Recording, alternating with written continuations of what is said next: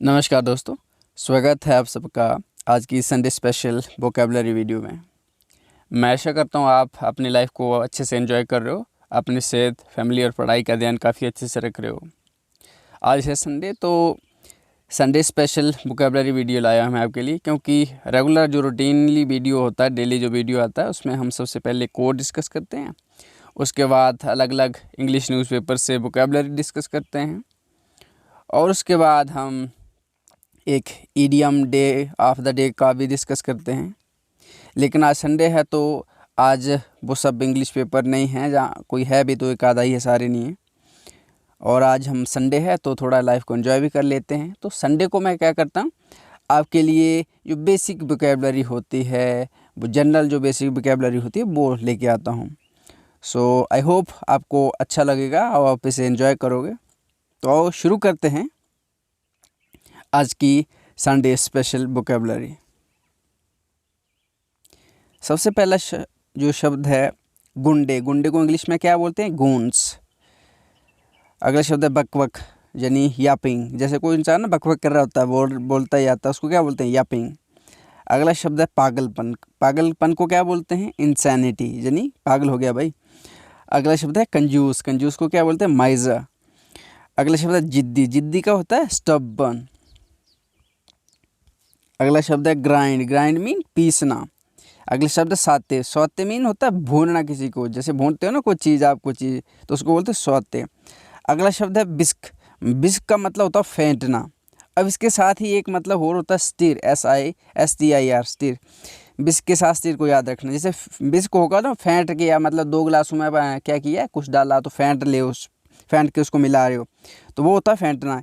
और जो स्टीर होता है STIR, उसका मतलब होता है किसी चीज़ को घोलना, कोई चम्मच वगैरह डाल के इसको हिला के कुछ घोलना। अगला शब्द है स्लाइस। स्लाइस क्या होता है? काटना, किसी को टुकड़े बनाना, छोटे छोटे पीस। अगला शब्द है नीड। नीड का मतलब होता है जो आटा नहीं होता, रोटी बनाते हो घर पे, उसको गूंथते हैं, उसको बोलते हैं नीड। अगला शब्द है फ्राम। फ्राम को हिंदी में बोलते हैं से। टू को बोलते हैं को। आप को वो बोलते हैं का।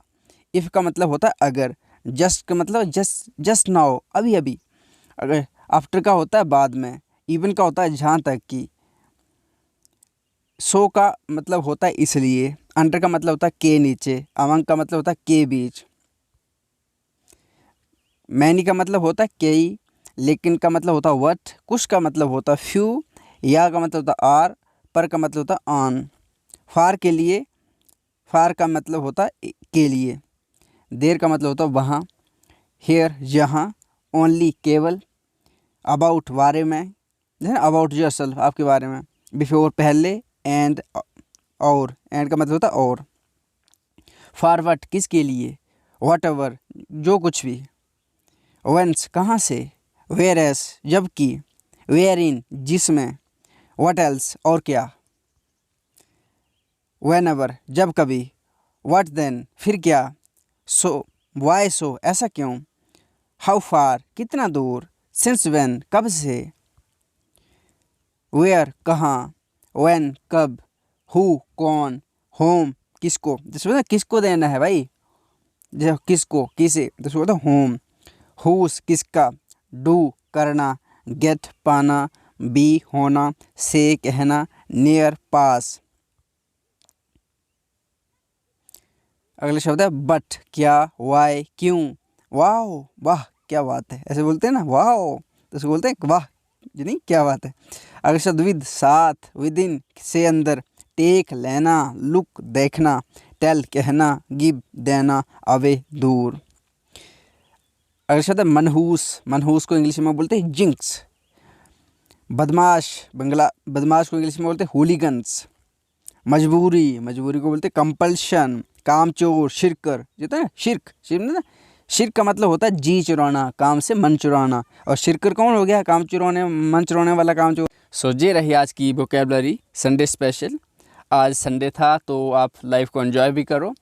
बस हर दिन कुछ ना कुछ सीखना चाहिए, सीखते रहना चाहिए, तभी प्रोग्रेस है। इसे स्वामी विवेकानंद जी ने कहा था ना कि knowledge is life and ignorance is death.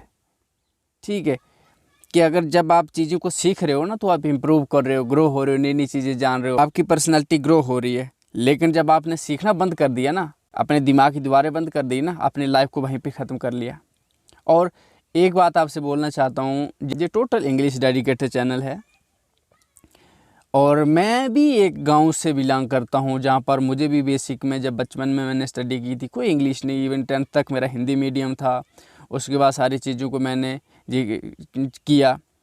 अब जो मैंने चीज़ें सीखी मुझे लगा कि हाँ ठीक, शायद लोगों के साथ कुछ के साथ मैं अपना एक्सपीरियंस शेयर कर सकता हूँ। हो सकता है किसी एक आध के हेल्प हो जाए, तो उसमें मेरा क्या जाएगा, कुछ भी नहीं जाएगा ना। तो मैंने ये चैनल स्टार्ट किया है जिस पे मैं इंग्लिश रिलेटेड आपको कंटेंट प्रोवाइड करता हूँ। स्पोकन के लिए आपको प्रैक्टिस के लिए मैं कंटेंट प्रोवाइड करता हूँ। शॉर्ट्स में आपको बेसिक वोकैबुलरी का कंटेंट भी देता हूँ। अगर आप एडिटोरियल वगैरह रीडिंग में इंटरेस्टेड हैं तो मुझे बता दीजिएगा, वो भी कम्युनिटी टैब में बता दूँ, पोस्ट किया करूँगा आपके लिए।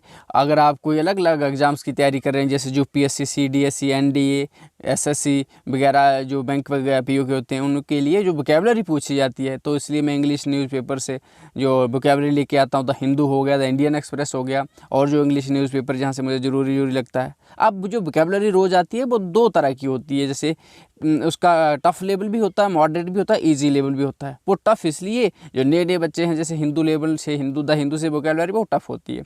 तो वो हाँ, जो हाई लेवल पे हैं, मॉडरेट उनके लिए जो थोड़ा चीज़ों से सीख गए हैं, और इजी लेवल उनके लिए जो अभी स्टार्टिंग कर रहे हैं। अभी पहले से मैं सारी चीज़ें एकदम टफ ला लूँ या ईजी ला लूँ तो फिर दिक्कत हो जाएगी ना सबको, तो इसलिए सबको साथ लेके चलना पड़ता है।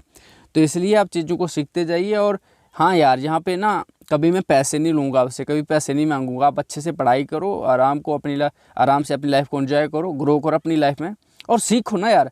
पढ़ाई कभी ख़राब नहीं जाती है। ज़रूरी नहीं है कि आप किसी एग्ज़ाम के लिए तैयारी कर रहे हो तो तभी सीखोगे। अरे भैया, एग्ज़ाम तो 1-2 कर लोगे यार रट्टा लगा के क्लियर, तो लाइफ बहुत बड़ी है ना। Life is not an exam.